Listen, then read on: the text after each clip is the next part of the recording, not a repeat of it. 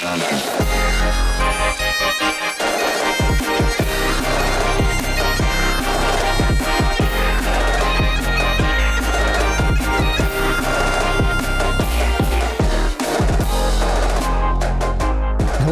and welcome to the Lions Led by Donkeys podcast. It's a cold night in mid-December 1602, cold enough for ice to form, and Joe, Tom, and I are enjoying the warmth of the fire inside our guest house near the shores of Lake Geneva. We're a band of traveling entertainers touring our lighthearted comedy show, The Valiant Lion and the Hated Donkey, who is his boss. The rough terrain of the Upper Rhone and foothills of the Alps caused delays in our travel schedule as we were passing from Lyon towards Strasbourg, and we realized we'd be better off spending the night in the Republic of Geneva. We categorically refuse to snuggle under one big blanket ever again, and the years we've spent on the road have caused irreparable damage to our tent, the one that's shaped like a big shoe.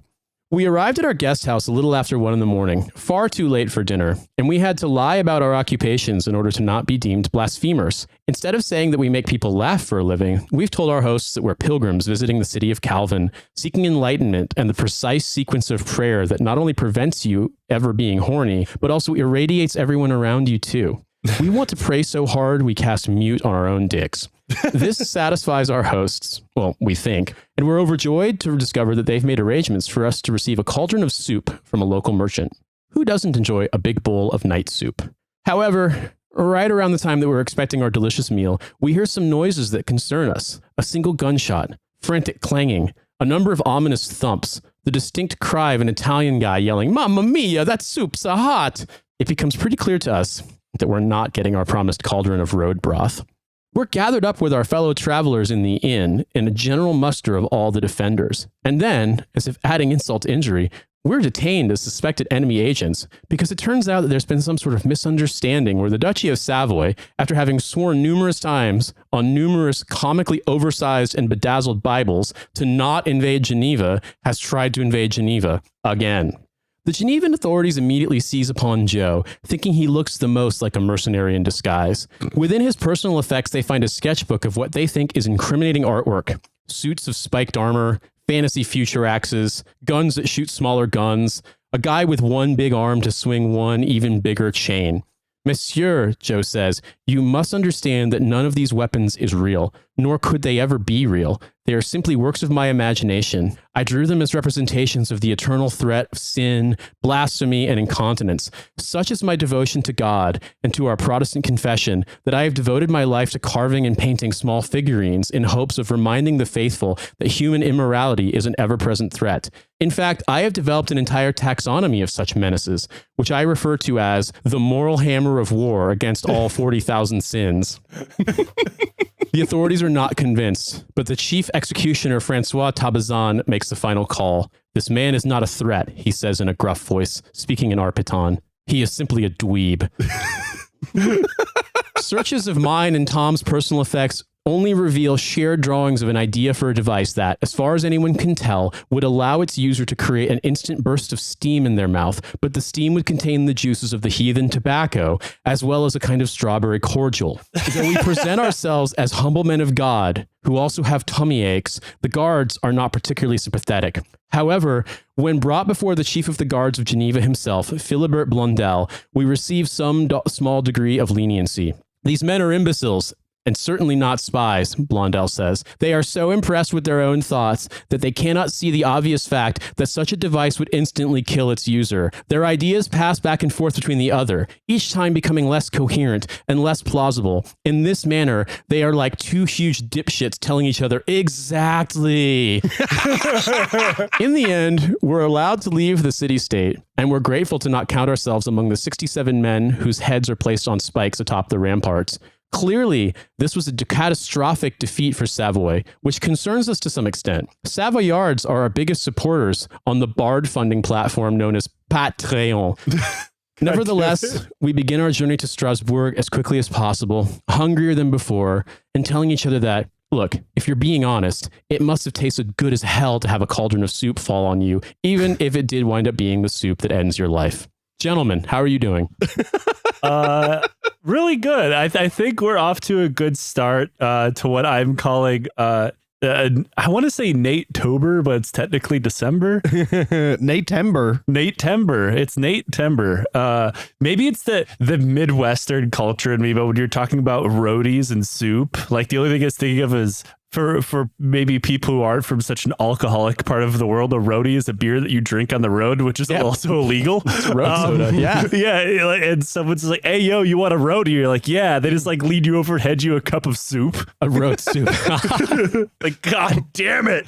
I mean, it's like Midwestern guy goes to Japan and goes to Japanese gas stations where they sell soup from like a big container and is like, fuck it, having a road soup. I'm just obsessed with the idea of the bedazzled Bible with a matching velour tracksuit that just says Jesus in diamantes on the ass. It's like Juicy Couture fucking priest attire. The monk just takes off his robes. He's in a full Jesus Couture tracksuit. I didn't realize he was an Armenian Catholic monk. It's weird that priest has the juiciest ass. Yeah, I hate it when I love it when the priest shows up in all the ceremonial regalia, and I can't stop being distracted because he's wearing these fucked up looking Balenciaga sneakers. I hate when my priest drops it low. The papal legate write-backs to report is that despite the voluminous nature of his Cossacks, you can still see his giant ass. Well, look.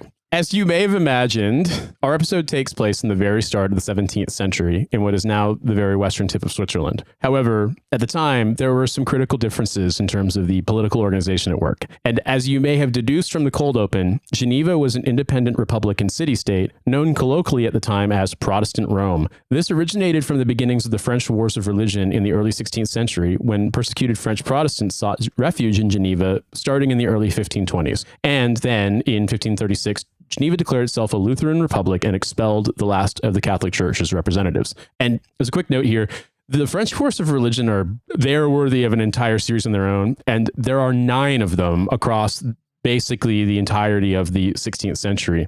The scope is massive, and I'm choosing to only address those conflicts if they're directly relevant to what we are talking about today. Otherwise, this would go on forever.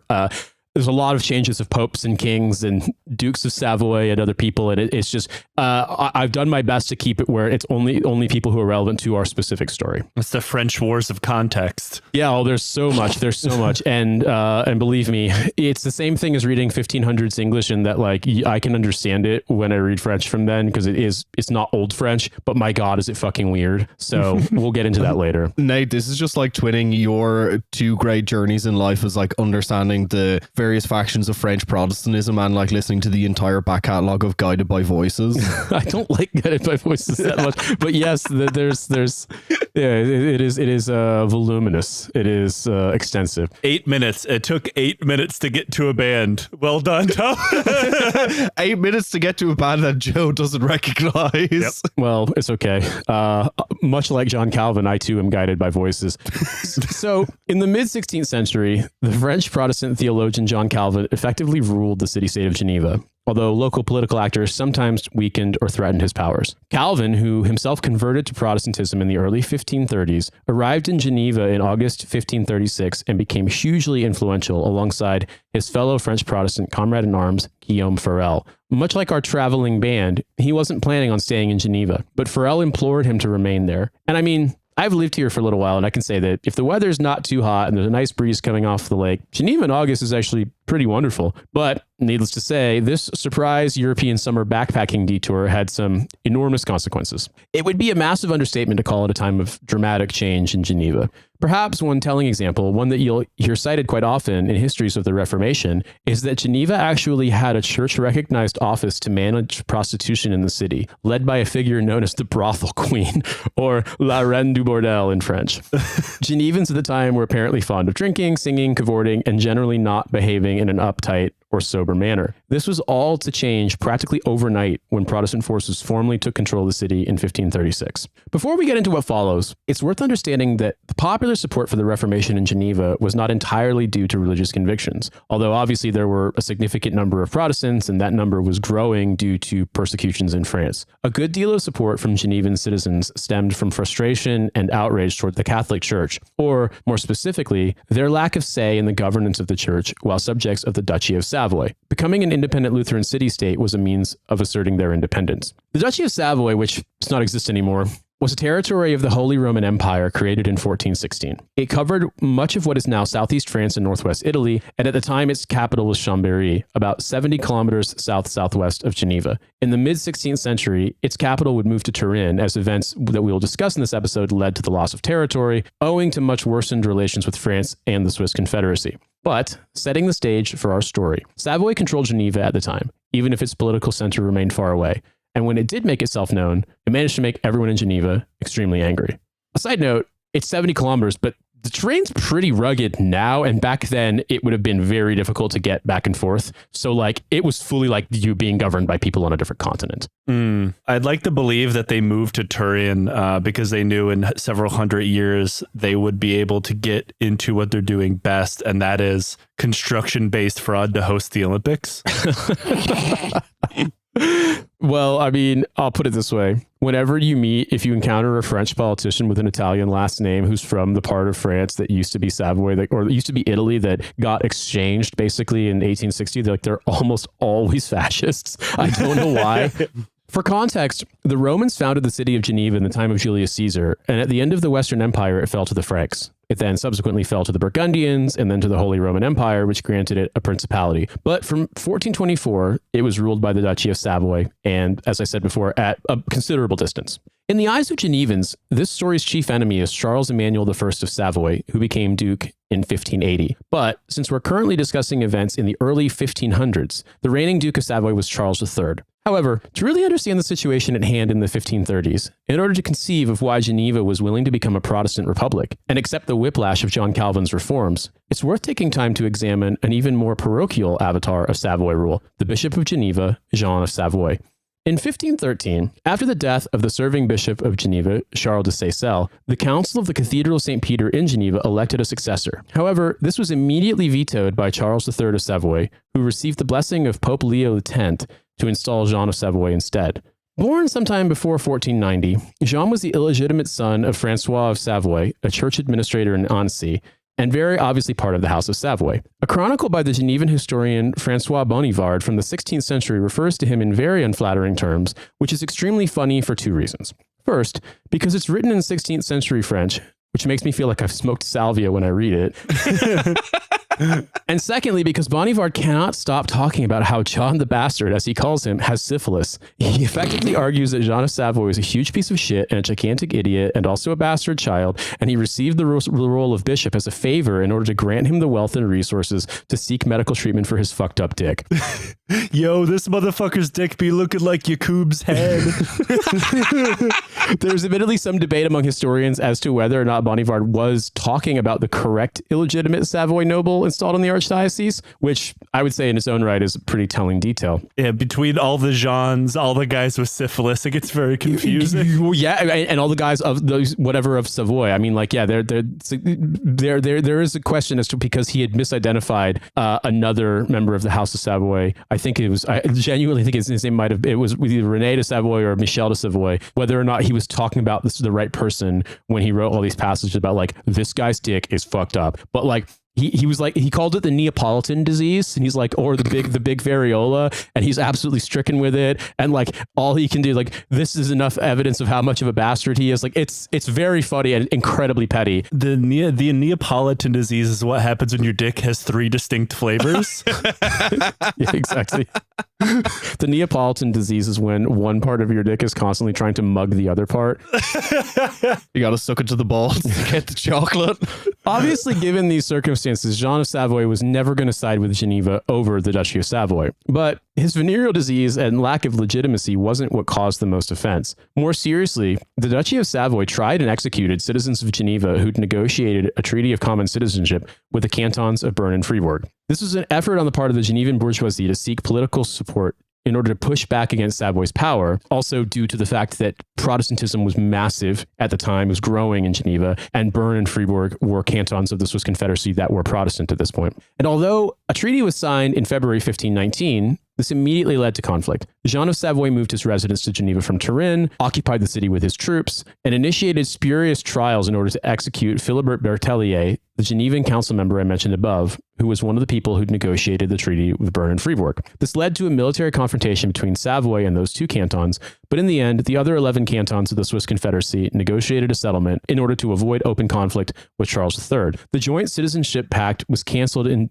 December 1519, but Fribourg's troops occupied Geneva after Savoy, by which I mean Charles III, the Duke, and Jean of Savoy, the Bishop, agreed to withdraw. So it was not great for Geneva, but it was also something of basically Savoy was forced out, told like, okay, you control this place, but you can't actually be here. I'm going to simplify this somewhat, but these events repeat themselves in the early 1520s after Jean of Savoy dies. Duke Charles III is formally installed as in like a physical presence in Geneva and resides there between 1523 and 24, forcing the Grand Council of Geneva to renounce all pacts with the Swiss cantons. During this time, Savoy's new bishop allowed for yet another show trial to execute a pro-Swiss council member, Aimé Lévrier, in 1524. So as you can imagine, the citizens of Geneva hate Savoy at this point, and the Swiss Confederation is getting really tired of Savoy's behavior as well. And into this situation arrives our errant proselytizing French Protestant backpacker, John Calvin. Calvin's first residency in Geneva was not to last long, however. To give you some idea of what the new policies entailed, I'm going to quote the Swiss-American historian Philip Schaff's work from 1890 entitled The History of the Christian Church, a work highly sympathetic of Calvin and old-fashioned historian enough to reflect an unconcealed, completely unreconstructed, if you want to call it, Calvinist worldview. So, quoting Schaff here. The ministers were incessantly active in preaching, catechizing, and visiting all classes of the people. 5 sermons were preached every Sunday, 2 every weekday, and were well attended. The schools were flourishing, and public morality was steadily rising. Saunier, in a school oration, who's one of the ministers, praised the goodly city of Geneva, which now added to her natural advantages of a magnificent site, a fertile country, a lovely lake, fine streets and squares, the crowning glory of the pure doctrine of the gospel. The magistrates showed a willingness to assist in the maintenance of discipline. A gambler was placed in the pillory with a chain around his neck. 3 women were imprisoned for an improper headdress. Even Francois Bonivard, the famous patriot and prisoner of Chillon, was frequently warned on account of his licentiousness. Every open manifestation of sympathy with popery, by carrying a rosary or cherishing a sacred relic or observing a saint's day, was liable to punishment. The fame of Geneva went abroad and began to attract students and refugees. Before the close of 1537, English Protestants came to Geneva to see Calvin and Farel.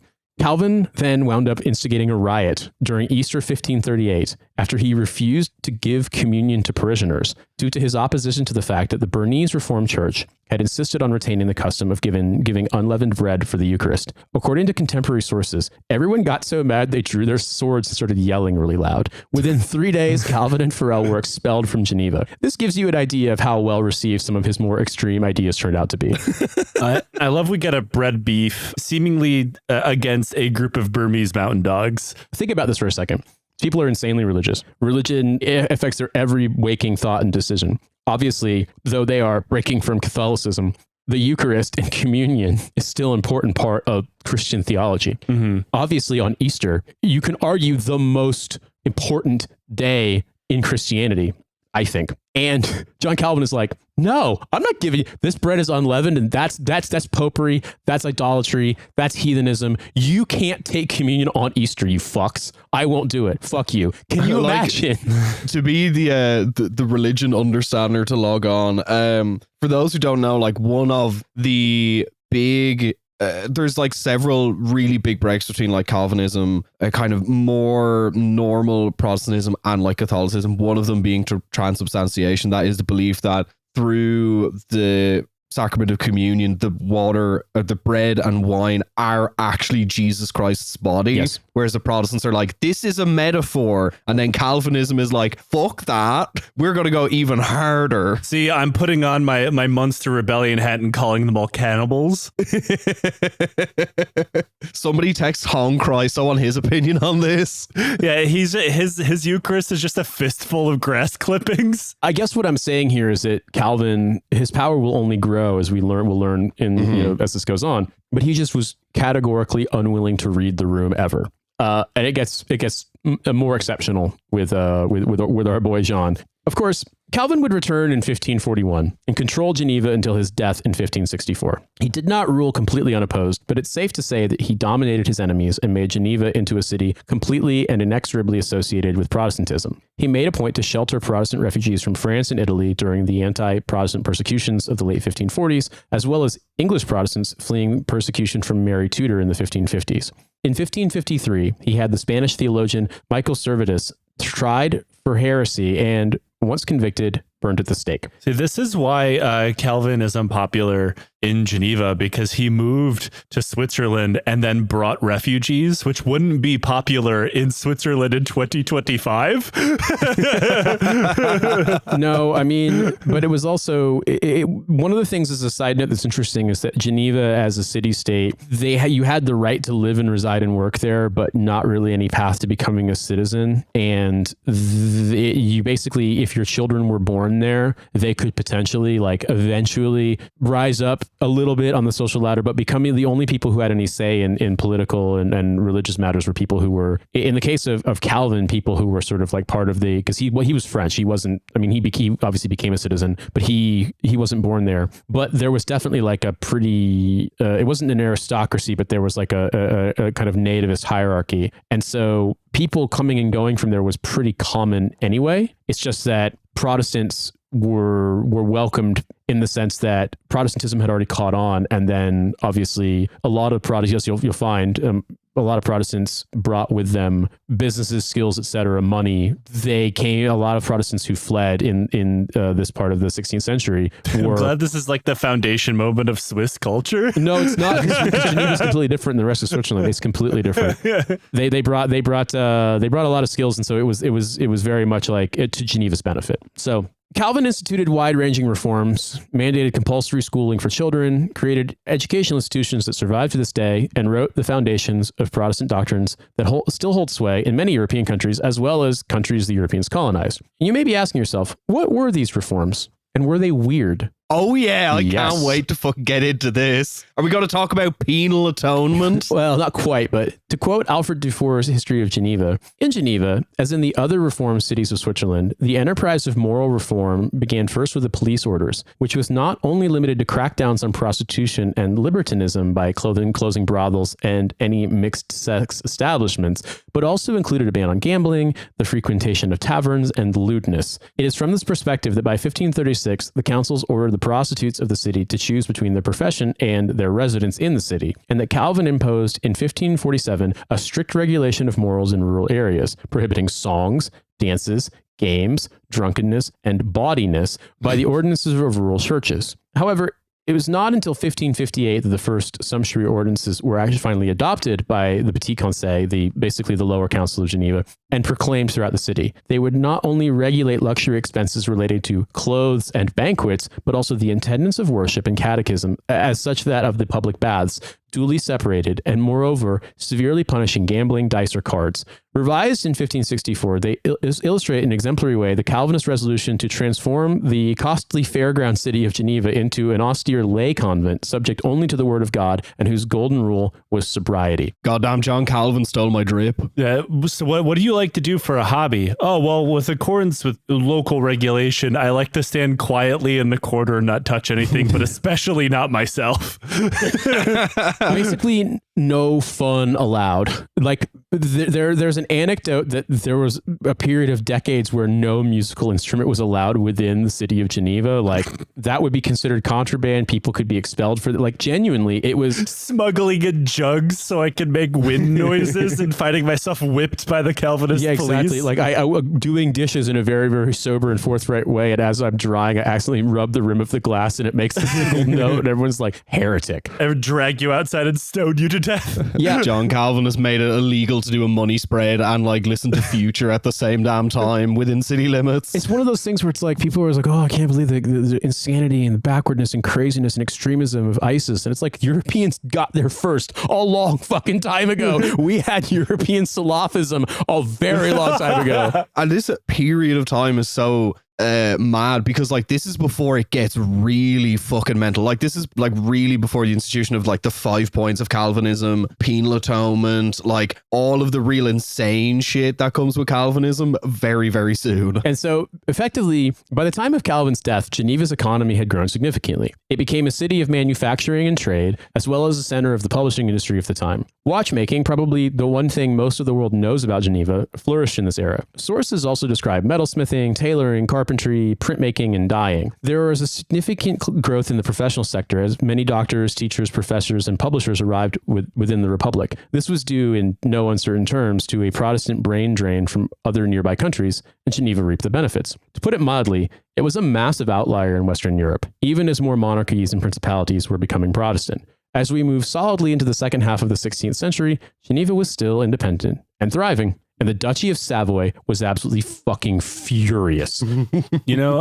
Calvin outlawed music and all that stuff, but allowed in clocks, which means he must be turning in his grave. That the term TikTok was, before it became an app, turned into the name of a song by Kesha. So we have a cross-generational blood vengeance situation here of John Calvin versus Kesha. John Calvin spinning in his grave because there's just loads of watchmakers popping and locking to the ticking of the clocks. Well, no, he was really, really happy that obviously Geneva's, the industries that he helped foster are globally recognized. But then when he hears Jay-Z say, "New watch alert, Hublots and the big face rollies, I've got 2 of those," he's like, that's debauchery. That's licentiousness.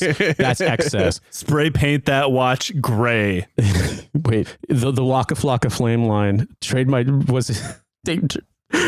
Breitling in for a Rolex. I got Muscles motherfucker call me Bowflex. He's like, there's 2 things in there that I find offensive, both the sin of vanity and also the sin of avarice. No, you dig up John Calvin, put a pair of headphones over his head, and make him listen to Tyga's Wreck City. History failed to consider iced out John Calvin. He's actually buried not that far from here, but unfortunately his body's not actually there, so they just made a grave. Like they don't know where he's buried. Then you need to get like a shitty Bluetooth speaker, put it on his grave, and just start blasting Wreck City and just walk away. No one will understand what's happening except the one other person in Geneva that listens to this show. I mean, I would like to hope that people, as you will find later, Geneva has in many ways moved beyond Calvin because Geneva needed workers, and tons of them came in the 50s and 60s from Catholic countries. So as I said before, between the 3 of us, that to understand what it's like to live in Geneva, imagine like the high-tech fantasy future city from Final Fantasy VIII, but everyone's Portuguese. That's what it's like to actually live in Geneva. It's important to remember that the Swiss Confederacy was not particularly thrilled with Savoy either, and even less inclined to trust them. In 1536, after Savoy besieged Geneva, the Bernese sent a force led by an experienced statesman named Hans Franz Nageli, the most Bernese name that could ever exist, to relieve their allies. This went very well for Nageli and very poorly for the Savoyards. In the end, not only was the siege lifted, but Savoy also lost a significant amount of territory in what are now the cantons of Vaud and Jura, as well as in Pays de Gex, which is now part of France and immediately adjacent to the border with Geneva. Well, it's really easy to chase away an invasion of the Bernese by just like throwing a ball in the opposite direction, and they get really excited to run off after it. I'm going to continue thinking that the Bernese mountain dogs, yeah. All of them carrying a little barrel of schnapps under their neck as they march. I mean, I've been to Bern, and it is extremely not far from the kind of cultural border where it goes from French speaking to German speaking, and yet it's like night and day dramatic. Like, oh, I am in German speaking Switzerland. I am in Schweizerdeutschland. It's a completely different culture. They love halberds. They love being Protestant. Who doesn't love a good halberd? I can't hate them for that. Beautiful river, very, very, very alarmingly high road bridges above said river. But yeah, the Bernese, the thing to understand here is that at the time there were 13 cantons in the Swiss Confederacy,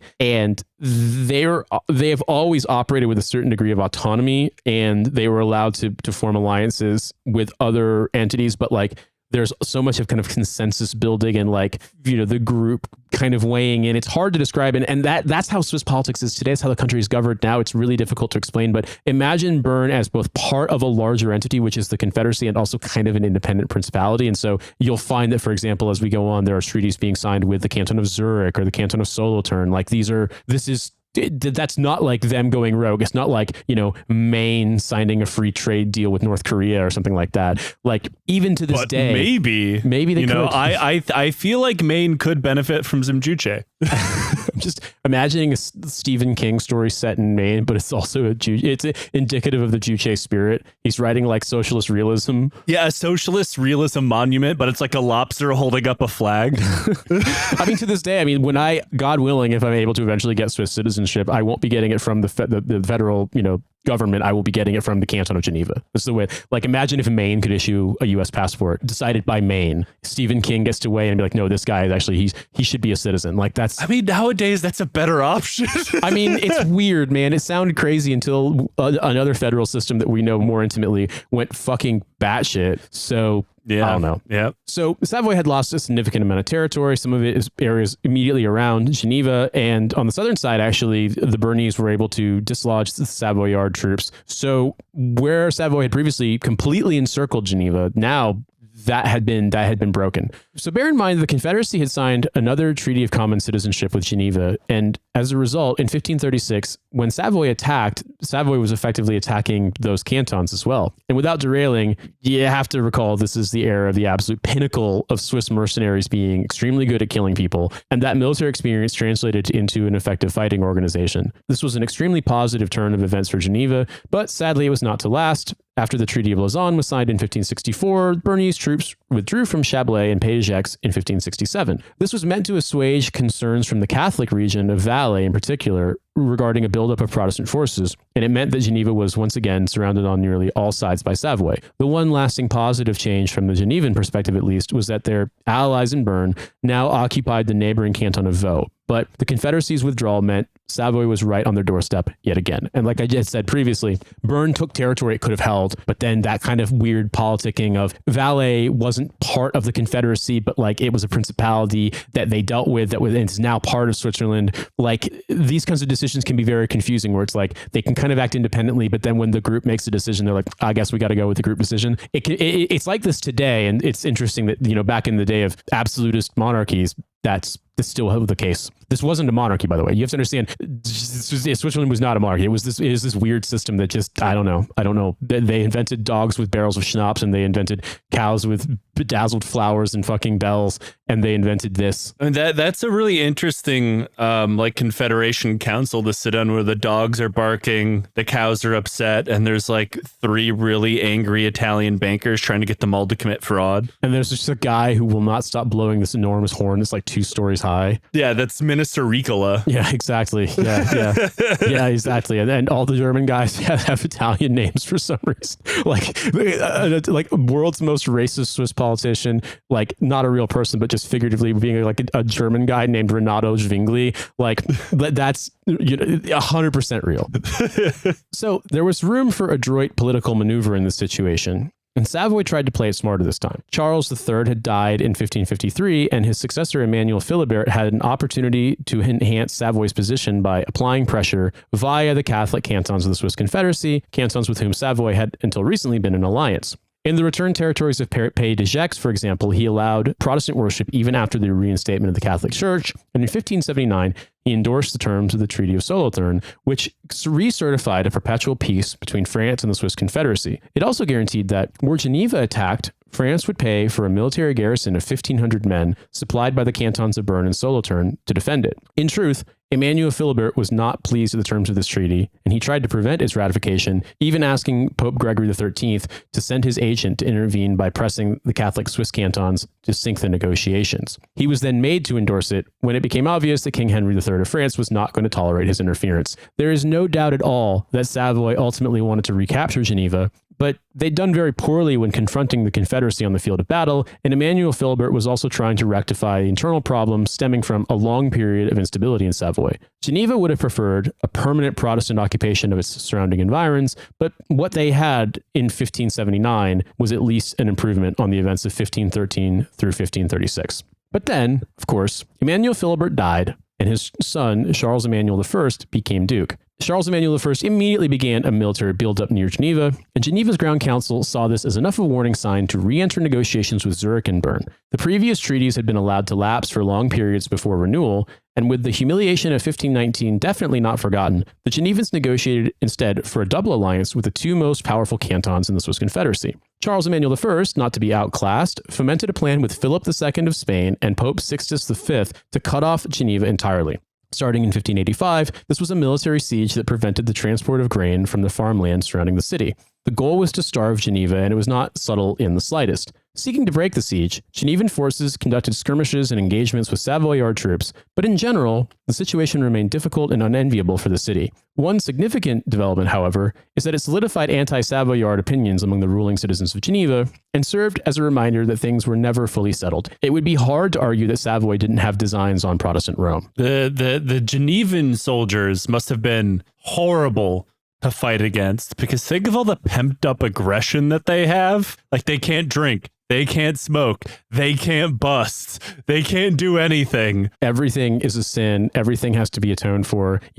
Everything is predestined. And then they see a bunch of Catholic dudes who are just like, oh, it's fine. I can absolutely fuck a sheep. I just go to confession and everyone's cool with it. I'm clapping sheep cheeks left, right, and center. You can't stop me. Yes, I can imagine it must have been. It's like, we have to starve these people, but then it's like they secretly kind of get off on it, both because like they love suffering, and also when you're hungry, you don't get hard. So it's like we've only made them more powerful. You're fighting the army of the mountain Cenobites. Jesus Christ. They don't have any marching music. They have no entertainment. These people were built to murder. Well, it could have gone well for Savoy, but unfortunately, Charles Emmanuel I made a genius decision in 1588 to invade the city of Saluzzo, which is now part of Italy, but at the time was French territory. This was an active war against France by an ally of Spain, and this led to a French-Spanish conflict in which Geneva and the Swiss Confederacy fought on the side of France. In fact, Genevan diplomats made specific appeals regarding religious freedom to King Henry IV of France, who was raised Protestant but converted to Catholicism before ascending to the throne. And Geneva quickly followed the Confederacy's lead to agitate for peace as the war dragged on. The treaties of Vervins in 1598 and Lyon in 1601 ended the Franco-Spanish and Franco-Savoyard wars, respectively. Henry IV specifically included Geneva as one of the parties to the peace treaty, stipulating that Savoy did not have the right to aggress them. However, in January 1601, with his other conflicts settled, Charles Emmanuel I began making preparations for the ultimate battle with Geneva, a chance to definitively, ineluctably, bring the Protestant heretics to heel, to make his haters his waiters at the Catholic table of success. Many people say Geneva is a New York City of Switzerland. Oh, just hold that thought. Hold that thought. What the fuck? Oh, fuck Never off. mind a treaty with his much more powerful neighbor. Never mind the dogged hard-headedness of Geneva as the city that will not stop being like that, ever. He was going to capture it for good. It didn't help matters that the Treaty of Lyon had required Savoy to cede a significant amount of territory in the area surrounding Geneva. Brest, Pays de Gex, and Bugey, formerly Savoy possessions, now belonged to France. It's also worth mentioning very quickly that by 1601, the forces of the Catholic Counter-Reformation were significant and loud. Pope Clement VIII, remembered among other things as the Pope who said it was okay for Christians to drink coffee. It's very funny if you've ever read what he said. He's like, oh, this smells too good, it can't be evil. Also, it's kind of unfair for the heathen Muslim to have dominion over this. Like, we can't let him have something this good all to himself. We love the anti-Mormon Pope. Exactly. Mormonism could never. The Pope reverses previous papal bulls and says, actually, coffee is holy. Pope Clement VIII was supportive of Charles Emmanuel I's designs on recapturing the city. Geneva was, for all intents and purposes, a figurehead of Protestantism and a great big target. In fact, a counter-reformist illustration from the era depicts Geneva as a walled fortification of turban-wearing combatants atop an elephant. So imagine a war elephant, but there's like a crenellated tower with dudes in some turbans. orc shit. Yeah. Turbans and bows and arrows, fully looking like Saracens, Turks, whatever you want to call it, whatever the depiction of the heathen Muslim. Why? Why an elephant? Well, in the view of weird 16th and 17th century Catholic fanatics, Protestants are heathens, and therefore Muslims somehow. And one has to assume that the elephant is also Muslim. In the worldview of this image, it follows that if New York City is the Big Apple, Geneva is the big Muslim elephant. Mashallah, Dumbo has seen the light of Allah. Exactly. How do you get an elephant to say the Shahada? Or is it born Muslim? Well, the elephants absolutely can kneel so they can fucking... Elephants can make salah. Elephants can use their trucks to do wudu. Like, they're absolutely flawless Muslims. It's gonna make marching around the Kaaba a horror show. Using up like 50% of the GDP of Geneva to get a really big prayer mat for the elephants. You know, I really like this idea because that means, by extension, like the Barnum and Bailey circus will be far too racist to bring them to America. Therefore, it'll save them from American animal cruelty. Oh, God. In the summer of 1602, Charles Emmanuel I deployed spies to Geneva to scout out fortifications in advance of an invasion. The plan was to send a contingent of what were effectively commandos, wall-scaling shock troops, to mount the city walls, which would allow them to take control of the Port-Neuve Gate and Plainpalais on what was at the time the south-central part of the city fortifications. Once secured, the open gate would allow a force of 2,000 soldiers to enter the city and take complete control. At the same time, the commando force already within the city walls would move to 3 other gates and attack the defenders there, forcing the gates open, or, at a bare minimum, preventing the defenders from blockading them shut. Got to deploy the papal shinobi to assault Geneva. Yes, 100%, dude. Like, they went and tried to do ninja shit. I can't believe they would try to attack the heartland of Swiss rap, South Central Geneva. I mean, it's funny because I used to live very close to Plainpalais, and like it's the urban area of Geneva is so massive now compared to what it was back then that it's hard to remember that basically the actual city at this time was such a tiny fraction of what is now because the metro area of Geneva is like 1 million people. It was so tiny, and yeah, that actual the area around there was where they had enormous walls, gates, etc., because it was this fortified like fortress city. The area around the where the entry of Lake Geneva to the Rhone River was completely, that was like just basically walled off. Spies were able to measure the walls undetected, and their reports indicated that Geneva was not in any way anticipating an imminent attack. It was defended, sure, but not on high alert. The Savoyards assembled a mercenary force led by a Picardian named Francois de Brunellieu. Among the group were a number of Piedmontese, Neapolitan, Spanish, and French citizens. They even brought a Scottish Jesuit priest to provide encouragement. These were all experienced fighters. Making them all drink Bucky before they scale the walls. It's okay. You can go to confession for any fucked up shit you say. This is where it earns the nickname Wreck the Hoose Juice. Yeah. The papal shinobi sharpening their kunai that are in the shape of a cross, necking a bottle of Buckfast, and then running at the wall. It's okay. If your faith is strong enough, the wall opens up. These were all experienced fighters, but this was not a coherent military unit used to working together. The commando force, though, by contrast, was made up entirely of experienced Savoyard fighters. There was an inherent risk to this choice, as the area around Plainpalais was the most built up of the city defenses. However, as we heard before, the tactical situation as derived from spies' reports was that the defenders were not particularly on guard, especially not on a cold night, and that their posture would be especially lax there in the most fortified area. The spies noticed a pattern. After midnight, the sentries would return to the warmer interiors of their posts and wouldn't conduct patrols on the ramparts. Oh man, they're just like me for real. Oh yeah. I've seen me do it. Guard tower. I hate guard duty. It sounded like the makings of a successful attack, and Charles Emmanuel I smuggled himself from Turin to Saint-Julien, just over the French border south of Geneva, in order to observe. Once everyone was in place, the assault began late on the night of December 11th, 1602.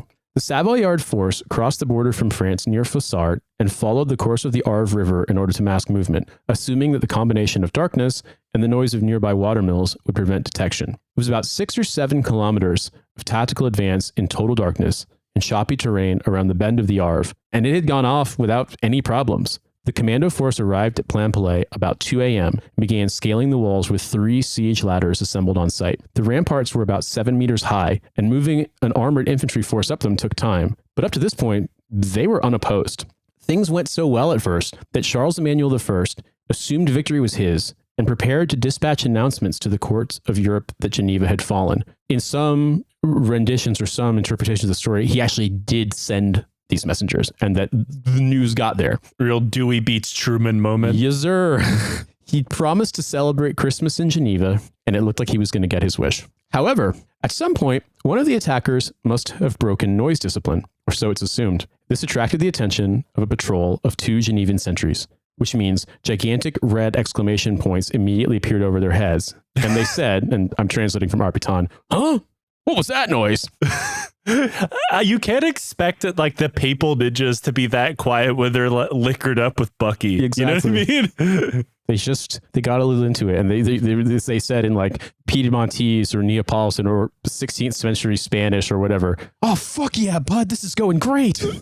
What the fuck did you say about my mom? Like, stop fighting each other, god damn it. So the sentries then headed in the direction of the sound, walking straight into Savoy's commando advance guard. They were, of course, immediately killed. However, one of them managed to fire off a shot from his arquebus, which obviously got everyone's attention. And by this, I mean everyone. At about 2:30 a.m., alarm bells began ringing throughout the city. People immediately ran out to join their defense militia units, men and women alike, carrying any weapon they could find: lances, halberds, swords, kitchen knives, oblong objects.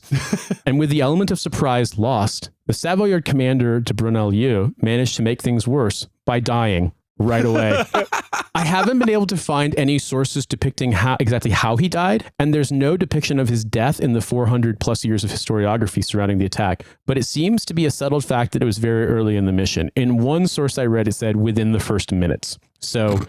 yeah, he pissed off his very drunk, buckfast wielding soldiers and refused to give them a cigarette, so they glassed him and he died. I love the idea that, like, this guy, I mean, he's not the overall mission commander. That was a Savoyard noble, but the commander of this commando detachment manages to die in the same way as the dude, what is it, Palmer in Final Fantasy VII, just runs and gets hit by a truck that comes out of nowhere. And you're like, there wasn't any traffic there. How the fuck did that happen? There's not even a road. I'm like, how did this happen? Why did that happen? Deprived of their leader, the Savoyards quickly lost the initiative. Everyone wanted to kill them, and some of them were actively killing them while wearing their pajamas. They'd ruined everyone's sleep. They'd made everyone cold and grumpy. They'd fumbled the bag full of watches and chocolate for all time. The pajamas, I assume, are like the sleeping gown, the nighty hat, the little candle on a plate. Yes, yeah, exactly. Like they all look like the Sleepy Time Bear armed with knives. getting just like gut stabbed by the Sleepy Time Bear. It's just such a fucked up like fan manga of just like the Sleepy Time Bear doing mass murder shit, and it actually happened. The Sleepy Time Bear sitting over one of their chests, slowly sinking a knife in and saying the line that the SS soldier says in Saving Private Ryan, like, shh, no more said, shh, shh, shh, shh, until the bubbles stop. According to one popular legend, one Genevan woman named Catherine Royaume heard the alarms while cooking a cauldron of soup, and upon looking out her window, observed Savoyard troops inside the city. Thinking fast and adopting a kitchen tactical posture, she immediately dropped the entire fucking cauldron on a guy and killed him. A cauldron of soup on a 3-point sling with what's it? The tactical mount, like the mounting rails on either side of the soup cauldron. Yeah, if you're the one throwing the cauldron, you say cauldron out, and if you're the one having the cauldron thrown at you, you say soup. No one expects liquid warfare. What kind of soup we talking here? What is a Genevan soup? It's definitely potato. It was vegetable soup, I think. It was just been described as a vegetable soup. Interesting. The soup is also halal. Well, yeah, exactly. They read the propaganda about them. Correct me if I'm wrong here. I believe it was a Saturday night when it happened, or it was Friday night into Saturday. And so it's possible that it was like leftovers of the non-meat meal. I don't know, because you remember correctly, but I don't know if the Protestants, if they were like Catholic style, we don't eat meat on Fridays, or if they were like, no, we will eat meat on Fridays to piss the Catholic. I don't know how into it they were, but maybe it was one of those perpetual soup type situations. Like that guy just had 8 generations of soup dumped on his head. Like the soup's entire lineage was being raised for this one mission to like kill a random Spanish guy. He's being scalded to death. He's just on the ground. It's like gurgling. It's like, death is so delicious. Well, I don't think that it was he scalded him, rather that the cauldron hit him in the head and killed him, because it's a big metal he got bonked to death. He got bonked to death, yeah. But I've seen depictions of it there. We'll get into this, but the Geneva national anthem is a fucking song about this battle, and it is very long, and it has a ton of stanzas to include a stanza about the guy getting killed by the soup. And in that he gets hit in the head by the cauldron and he falls over dead. Whereas I've also seen children's book cartoons depictions of the battle, because they do that here, where she's dumping the soup on people and it's liquid that's going to scald them. So I don't know. It's more like the scene from Indiana Jones where the guy just kind of melts. Yeah, it could very well be. Okay. No, see, what I really, really want is Max Miller from Tasting History to do a YouTube video about, I'm going to remake the soup that kills you from the fucking 16th century. From L'Escalade 1602. It became an all-out brawl in the streets of the city and on the ramparts. But enough Savoyard troops had penetrated Geneva that there was still an opportunity for them to succeed. If they could gain control of the Port Neuve and force it open, they'd be able to clear an axis of advance for their main body. Given that Geneva's population at the time was about 16,000 people, most of them civilians, a force of 2,000 soldiers would have easily overwhelmed the defenders. As their troops fought for control inside the city fortifications, the Savoyard sappers attempted to blow up the doors from the outside. If they succeeded, they'd have achieved their decisive point. However, a junior soldier in the Geneva militia named Isaac Mercier saw the sappers at work and immediately made the decision to cut the rope suspending the portcullis on the gate. Once it fell, there was no way for the Savoyards to break into the city with enough mass to overwhelm the defenders. Similarly, there was no way for the ones inside the city to get out, except by either climbing down whatever way they could or jumping off the walls. Remember, at this area of the fortifications, the walls are 7 meters high, and these guys are wearing metal cuirasses and helmets. I've been to that area of the city where some of the wall still stands. It's fucking gigantic. You wouldn't want to jump off it. Yeah, that PLFing has yet to be invented yet. The tactical soup operator has been invented. Exactly. But the PLF has not. Yeah. That's what it's going to be the next business venture of the Black Rifle Coffee Company people. Exactly. No, Black fuck Rifle that. Soup Co. We're stealing tactical soup operator. Like a woman in pajamas with soup on 3-point sling, wearing like an operator helmet with the night vision that has like 6 fucking things on it. Six monocles, and then like one of them is like one of those like reticle, like pop-up reticle displays, but it's just got like what you'd have in a measuring cup. This is absolutely an outfit that was cut from Metal Gear Solid 3. I mean, I love the idea of like, yep, sorry, you got to learn how to do the PLF, by which I mean papist landing fall. Geneva's defenders began to fire cannons in the directions of Plainpalais, but it's almost impossible to imagine that they'd identified targets. This was likely either suppression, recon by fire, or just plain panic. But the cannon fire had the surprise effect of getting the attention of the Savoyard main body, who thought it was the sound of the doors exploding at Port Neuve, a sign that the sapper mission had succeeded. So they began their advance towards the gate, and, well, now the cannon crews definitely could see their targets. And one can assume that even more soup got spilled. Different kind of soup this time. Human soup. Yes, sir.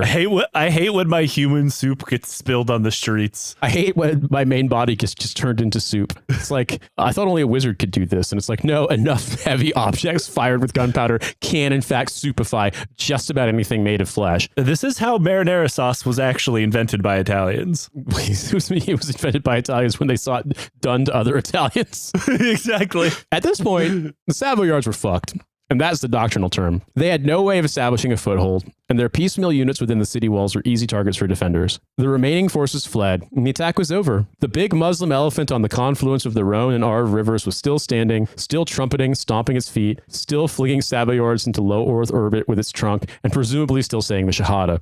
Geneva lost 18 defenders, all of them men who ranged in age from 22 to 65 years old. Contemporary estimates on the Genevan side counted 54 Savoyards killed, while Savoyard sources counted 72 killed and 120 wounded. The latter is probably more accurate, as Genevan defenders did not open the gates until long after the attack, and as such likely only counted the bodies found within the walls. There were also 13 Savoyard prisoners taken alive. They were immediately executed. They got given the soup. They got tenderized before the soup, which was somewhat controversial, as some of them were nobles, and at least according to popular memory and something that's cited in the 1950 Jacques Aeschlimann play Tabazan, they were promised they'd be spared if they laid down their weapons. However, Genevan forces then claimed that the men were not entitled to any protection because they'd participated in a surprise attack in violation of the Treaty of Lyon. They were effectively committing an act of brigandage. They were therefore killed immediately by the Genevan executioner Francois Tabazan, who is mentioned in the extremely long Arpitan language song Ce qui est là-haut, or He Who Is on High, which is the official anthem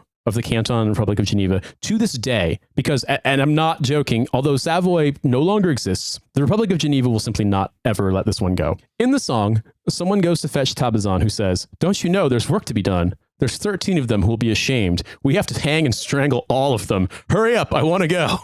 That is, okay, they don't sing all the stanzas of the song because it would take like 20 minutes, but in the national anthem, there's part about like, I am going to fucking strangle some dudes. I really want to do this. Let me put on my strangling gloves. Some of the extra stanzas are the last thing they're going to see is the price tag. I mean, there's so many funny stanzas in the longer version of the song. One of them is just like, you know, we're going to like, once we get our hands on these guys, we're going to hang them up and take their clothes off and show their ass to the world. One of them is like, yeah, you might feel bad that we're killing these dudes when they're prisoners, but you know what? They want wanted to take you in chains to Rome and parade you around as a sacrifice to their Satanism.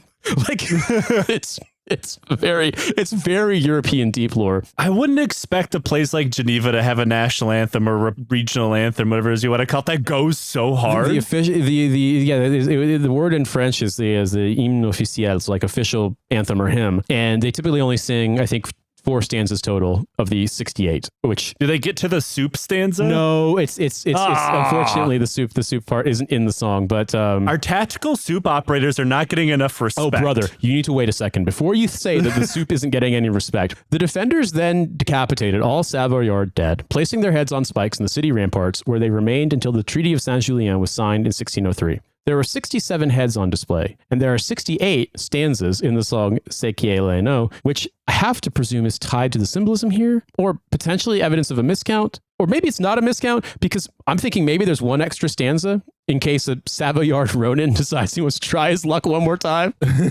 Maybe there was like a young lieutenant who lost track of a sensitive item and it happened to be a severed head. Brother, just you wait. God damn it. One funny detail to this effect, though, is that in 1610, a Savoyard was caught measuring the walls of Geneva in the middle of the night, and under interrogation admitted that he was in fact at the battle in 1602 and had also measured the walls with Captain Brunellier during reconnaissance of the city. He said he'd walked with a limp ever since that night because he'd escaped capture by jumping off the walls. Why he'd come back, no one is sure. What is sure is that he was immediately executed and beheaded, so maybe there were in fact 68. 8 years later, he's like, I'm gonna get you fuckers, I'm gonna measure your walls. My one-man revenge mission to measure walls will not be stopped. It's like, here's a Savoyard, presumably Catholic, doing this. Like, measuring walls as a means of getting off is such a Protestant thing. It just sounds like it's like, I'm so horny and I feel so sinful, I'm gonna measure my walls. Yeah, you won't let him jerk off. All he's got left is measuring walls. Someone's going to measure your back walls. As regards the Treaty of Saint-Julien, it was signed in July 1603, 8 months after this battle, which is now known as l'Escalade, which you could translate as either the climb or the assault. Mediated by other cantons of the Swiss Confederacy, the treaty granted freedom of commerce, religion, political independence, and physical sovereignty to Geneva, and prohibited military fortifications within 4 leagues of the city, which is about 18-ish kilometers. This was the last attempt of Savoy to take Geneva. And while Charles Emmanuel I was more or less the same afterwards in terms of terrible military decisions, he did, in fact, seem willing to leave this one target alone. There's a more than minor drama involving the chief of the Geneva Guards, Philibert Blondel, who was tried for negligence and convicted, and then acquitted, and then convicted again and executed in 1606. There's a lot of additional detail that I'm admittedly sparing in the interest of time. But suffice it to say, Geneva got very lucky given how fully not on guard they were when the attack commenced. In the end, Geneva remained independent until 1798, when Napoleon invaded Switzerland and annexed a significant amount of the country into France. After Napoleon's retreat in the War of the Sixth Coalition in 1813, the Republic successfully negotiated for admission into the Swiss Confederation, which it joined in 1815, despite concerns from the other cantons that there were already too many Protestants in Switzerland. And as far as the popular memory of this battle, when I say that Geneva will never let this go, I have to stipulate that I mean this in as strong of terms as possible. There are children's comic books about l'Escalade featuring drawings of Catherine Royaume dropping a soup cauldron on the Savoyard attackers. It's one of the biggest celebrations in the canton, even now. There are public events to commemorate the victory, featuring historical reenactments, a road race, dressing up in costumes, and a party in which the youngest and oldest of all gathered attendees share the responsibility of cutting a chocolate cauldron open with a sword and then say, "Thus perish the enemies of the Republic." Beam at your head, pull up with the Campbell's shooter. This ceremony is so common that it takes place in just about every office, school, and even in daycares. My daughter is going to go to one. We're going to go to one at her daycare by the time this episode comes out. You better cosplay as the tactical soup woman. I have to find out. I apparently have to wear a costume. I have to figure out. I'm like, how can I get a really good wizard costume in about 10 days? I'm going to find out. I feel like in Switzerland, a place with so many guns, you could get a good 3-point sling, find a way to connect it to a soup cauldron. I don't think people would get a podcast joke in English, but if I dress up as a huge wizard, that would at least make for a funny photo we can share. But I'm serious. There is a huge stack of chocolate cauldrons on sale in the grocery store downstairs from where I live. These celebrations have been officially endorsed and also officially suppressed in equal measure over the centuries. But nowadays, given the steep decline of religiosity in in Switzerland in general, and the fact that Geneva is way more Catholic after waves of Southern European immigration in the post-war era, the ceremony is seen entirely as a commemoration of the city's history and culture, and a lot less like sectarian provocation, which it absolutely was at one point. And so if there's a lesson to be learned, it's this. If you come at the big Muslim elephant, you best not miss. The end. You better bring some bread for that soup that's coming for you. So, what do you think? What do you think about L'Escalade 1602? That was delightful. I'm enjoying the big Muslim elephant with a soup cauldron on its back like a Brumac from Gears of War 2. I'm enjoying the tactical soup commando too much, personally. Like I like this idea way too much. I think the thing here makes it so funny to me is that this is not a particularly like religiously animated place, but obviously it has this history. And I think the degree to which like, no, this is a huge thing and we've made it into a huge thing and it's going to stay a huge thing. It's funny because if you knew it at surface level, you'd be like, oh, it commemorates a famous battle and there's a soup cauldron and we cut this chocolate cauldron and the kids love it and we dress up in costumes. It's kind of like Halloween, you know, all these things. And then you're like, oh, and it's part of the national anthem or the cantonal anthem. And then you dig into it and I'm like, oh, it goes so much deeper. There's so much like weird European deep lore, man. Like, and I love I'm shit. just remembering something. We all know like the Call of Duty character Soap McTavish. We now have Soup McTavish. Yes. Yes. They have a female operator and it's a mother of 14 with a huge soup cauldron and she's just whipping ass, destroying people. This is Soup going dark. Splash. We found the woman who was living in the shoe with her like 14 kids. That's what she was doing in the tow. She was making cooking soup big to drop soup. it on Catholics. This is great.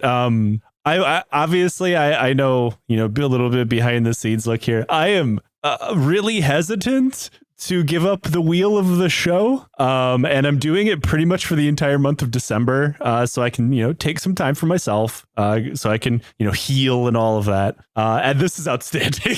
I mean, I knew you'd love this. And another thing is that I'm still working on the Byron series. And so realizing that the episode release date would coincide with the day of L'Escalade, I was like, this is perfect. It's pretty self-contained. See, that's how you know I didn't write it, because if I would have written it, it would have come out in June. I never pay attention to dates at all. But you want to know something funny? Remember Francois Bonivard, the guy writing about like, this dude has a fucked up dick and everyone knows it. He was imprisoned for agitation against the Catholic Church and against Savoy. He spent 6 years in prison in a castle in what's now the canton of Vaud. He is the subject of the George Gordon Byron poem, The Prisoner of Chillon. So I didn't know this. I knew Byron's work and I'd heard of that poem, but I didn't realize, because I hadn't read that specific poem, I didn't know it was the same guy. So this guy was introduced to me as this dude who wrote in the 1500s about like this embarrassing bastard and his messed up penis.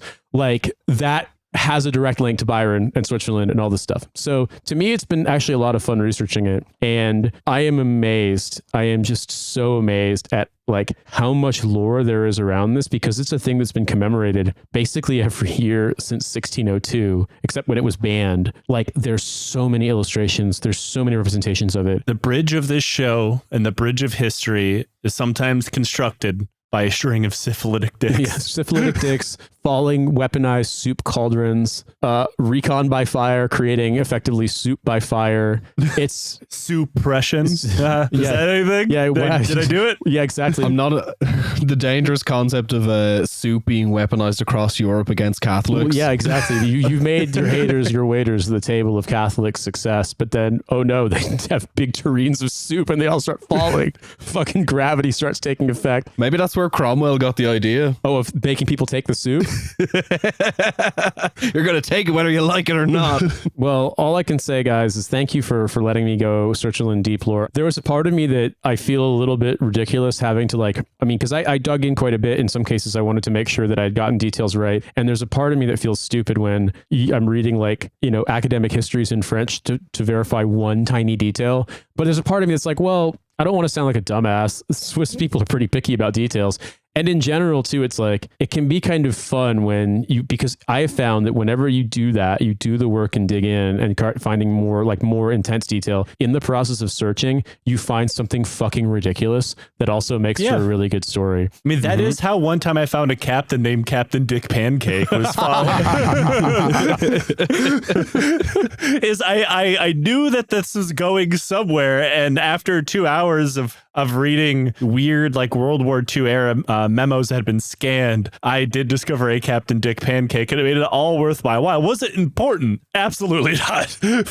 Was it an absolute joy to behold? Yes. I mean, there was a guy who basically, I think it may have been Charles Emmanuel I, who said, I won't rest until I rid myself of that nest of caterpillars, which was an interesting comparison. And a part of me was like, yeah, you attack the nest of caterpillars, but it turns out to be huge peas instead. But I mean, like, I felt, to me, this story, I think, getting the chance to dig into it, and also because I know living here, some of the stuff is still there, and you have an idea for the terrain. Like, it is very, very funny when you look at like how SEAL Team 6 doing a fucking force march in the total darkness, the first part of the commando raid is, and the next part is just like, whoops, the fucking in-game AI is broken, enemies are running into the walls. It's very funny. They deployed Swiss aimbot.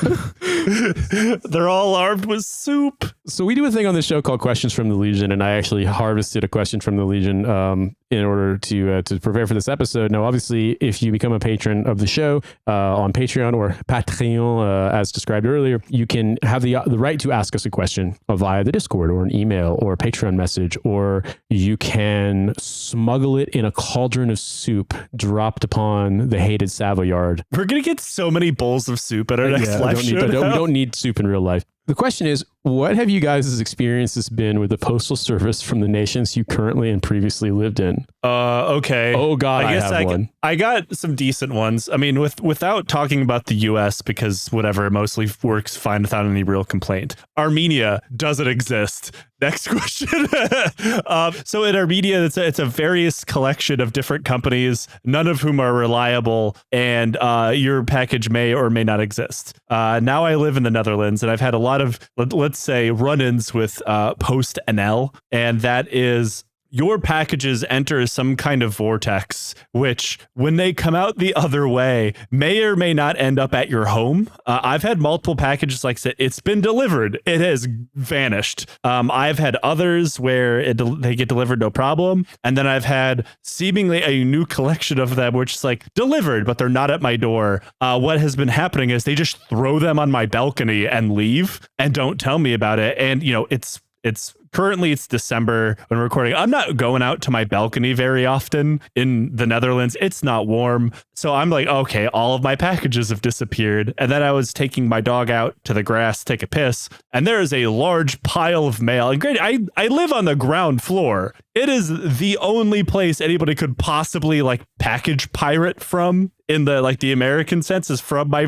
ground floor balcony. And I have like a week's worth of mail piled up there. And I got an email that says like delivered to resident, like to my hands. And I have other complaints to them as well. Like, I live on the ground floor, so they just deliver all the mail to the building to my door and expect me to give it to all of my neighbors because they don't want to walk up a flight of stairs. Or my building has an elevator. Take the elevator. So I've just become the building mailman. Fucking hate Post NL. I hate them so much. I obviously, here in Switzerland, I have La Poste, Switzerland, and it's fine. I don't really have a problem with it because I live above a mall. There's a post office downstairs. So if like I miss something, typically it'll get set for pickup there and I just go get it. It's really not a problem. But I have some fucking stories about Royal Mail. And I think probably the funniest one, without going, because one of them is long and circuitous. And it makes me realize that like the whole story about the post office scandal is like, that's just how they are. They just lie their asses off all the time. And I constantly had to call their business customer support center numerous times, and it's located somewhere in the north of England. And so it's like, I'm just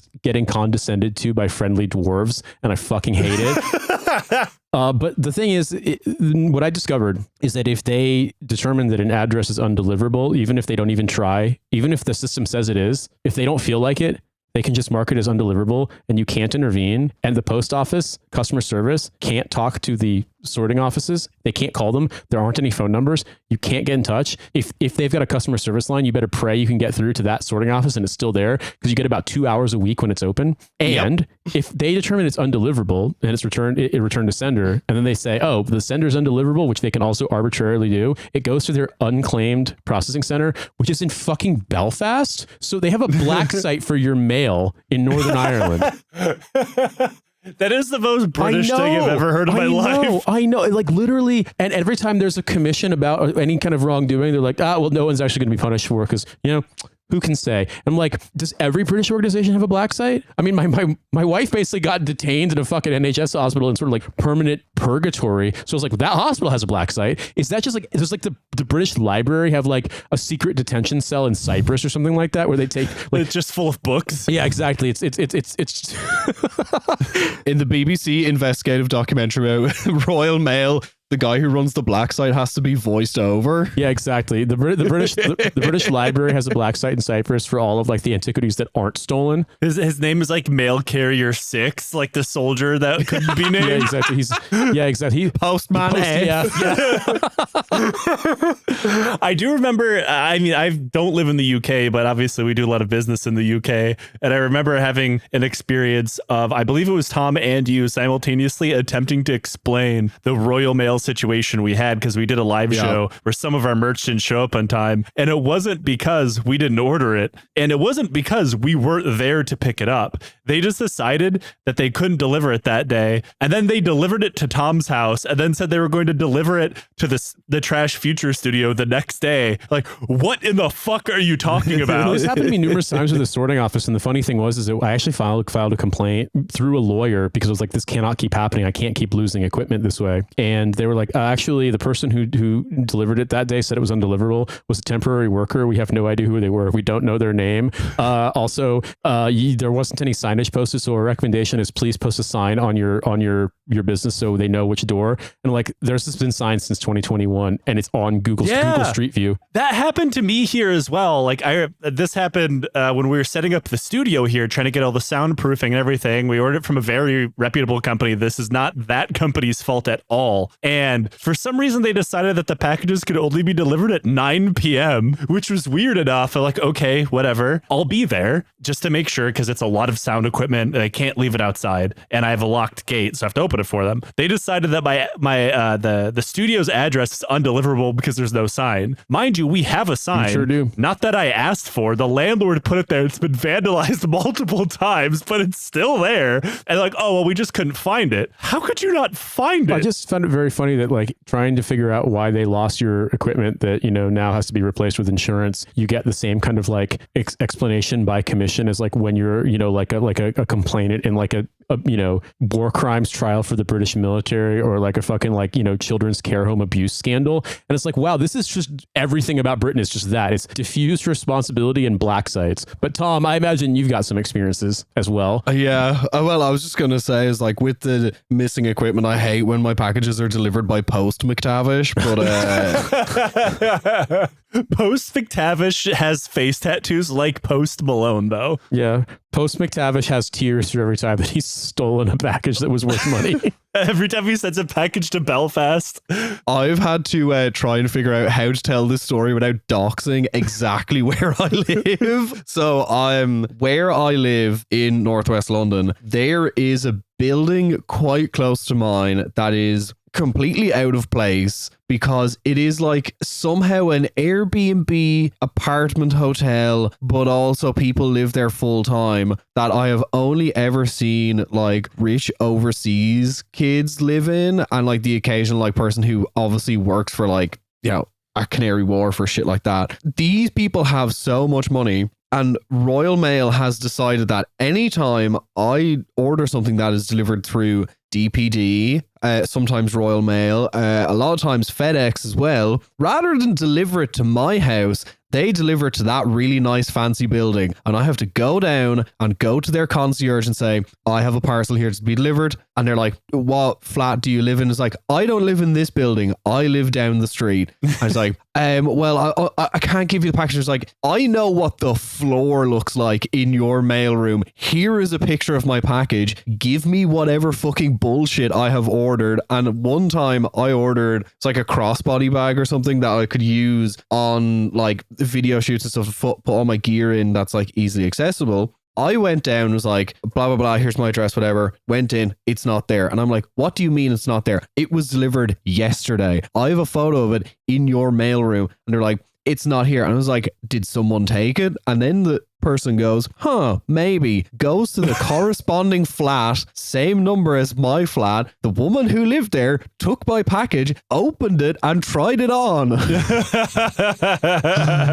I got a good one for package drop off. They've recently opened, some company, some fucking Dutch startup, whatever, has started popping up all these package reception places with like the lockers and whatever. This has been over the last year in my neighborhood. Mind you, I've always gotten all my mail at my apartment, and to the point that like I stopped having work stuff sent to the studio because PostNL just refuses to acknowledge that the address exists, which is impossible in the Netherlands because the way it works is all of these addresses need to be registered with the Chamber of Commerce. And if it's not a legal address, you cannot register your company. But that's besides the point. PostNL will say package delivered to recipient, meaning me at my home address, and they just dumped it at some package drop-off place, and I have no idea which one it is, when it was dropped off, so I just don't get my mail about 25% of the time. But this is why those like delivery lockers, I think Royal Mail is secretly being run by Hussein Kesfani, friend of the show, because we have those delivery lockers. One of them is by my local Sainsbury's, and it is always full, so they always deliver it to the other postal locker within the catchment area, which is outside the local mosque. Slowly converting you to the light of Islam by making you pick up your post there. Yeah, I'm going to pick up whatever bullshit I bought on Vinted, and I just hear the call to prayer, and I'm like, maybe I will say the Shahada this time. This time, this pair of boots is so good. I think I need to go in there and like really see what it's all about. Hussein is hand delivering the parcels into the little lockers and whispering the Shahada into each one as he closes the door. My local package drop-off place is connected to a hardware store, so I think they're trying to get me the dad that I never had. I'm just bringing it back to the show and imagining a postcard with Geneva. It says, with love from the big Muslim elephant. Grinder, but for a fatherly experience. This is like dad's near you. That's my startup idea. Every sign up is going to be someone with the surname Kasabian for my personal experience. So all I can say is thank you for letting me drive, letting me run this one. And I think we're going to take this opportunity to plug other shows. So I am the co-host and producer of Trash Future, What a Hell of a Waste Dad, and Kill James Bond. Well, not a co-host, but just producer. I also executive produce, help a little with No Gods, No Mayors, but at this point they're doing great, and I'm happy to watch them just fucking hitting the stratosphere of success. I am also, I can announce this now, I have a band. It's called Second Homes. We have an album coming out next year. It's getting mixed in February, and I am very excited to release that when the time comes. It'll be on Bandcamp because I'm not selling my masters to a label because fucking God knows that means I make no money at all. Probably won't make any money off this, but there's at least a chance as opposed to with a label. And yeah, so that's about me. And Tom, you've got many other projects. Beneath Skin, show about the history of everything told through the history of tattooing. There's also Bloodwork, a show about the economy of violence. So if you want to learn about the history of the AK-47 or how Dick Cheney was a piece of shit or the Attica prison uprising, check it out. You can also buy my book in support of Gaza Sunbirds, which is a mutual aid fund in Gaza. It's photos from the trial of Makara from Kneecap earlier on in the year. You can check that out at beneathskinshop.com. This is it. This is all I got. So thanks for listening. Until the end of the month, using the code DEC25, you can get 50% off all Patreon subscription. So get one for yourself, get one for your friend, foist one on to one of your enemies, put it in a barrel of soup and dump it on someone's head, whatever.